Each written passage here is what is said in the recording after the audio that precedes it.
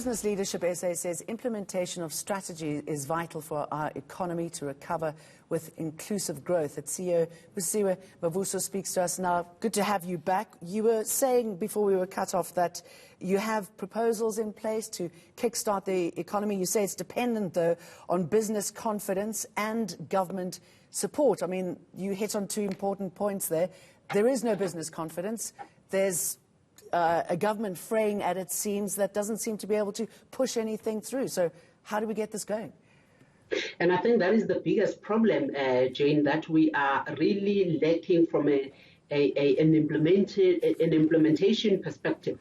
So I think government is really going to have to start realizing what's important. It's really going to have to start setting their priorities right.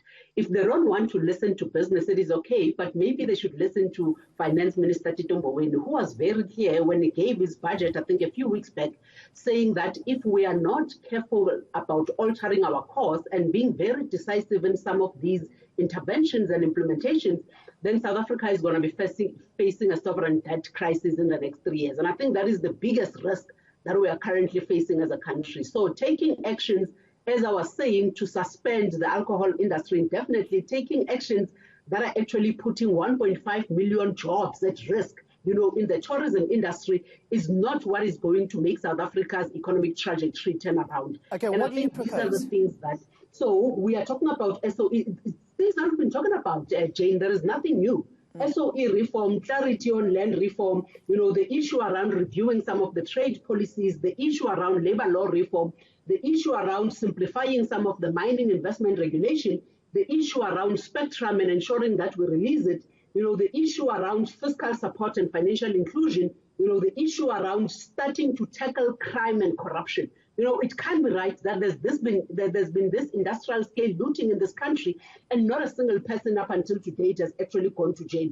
The issue around improving the ease of doing business. When the president came on board, he said that his target is to ensure that we move up to number 50 in the World Bank ease of doing business. Instead, we have actually slided 3 places back and we are now sitting at number 84. It is precisely because these things that we've been talking about have not been implemented, and the world is looking and they are saying that, clearly South Africa has got no clue what it is that they need to be prioritizing. So these are all issues that even if investors want to come into the country, they find it difficult to operate in the South African environment because of the rigidity that they face in this country. Issues around energy securities, for instance. We've been talking as business for the longest time that government should allow the generation of private energy, because a lot of mining houses, and energy companies will tell you that they can actually generate, in excess capacity such that they can actually load that excess capacity, onto the mainframe. But you don't get government, moving in as far as those things are concerned. So I think these are things, none of these things are new, Jane. We've been talking about them, but there's just been this lethargy from a government perspective to actually implement them. And it's obviously a factor of things, and I think in my mind, the biggest one that you have an ANC that is currently in disarray, you have an ANC that is currently, self-mutilating, an ANC that is currently at war with itself. It's very surprising because just the other day, they voted against the business or for the business rescue at SAA, which is going to require 16 billion rand.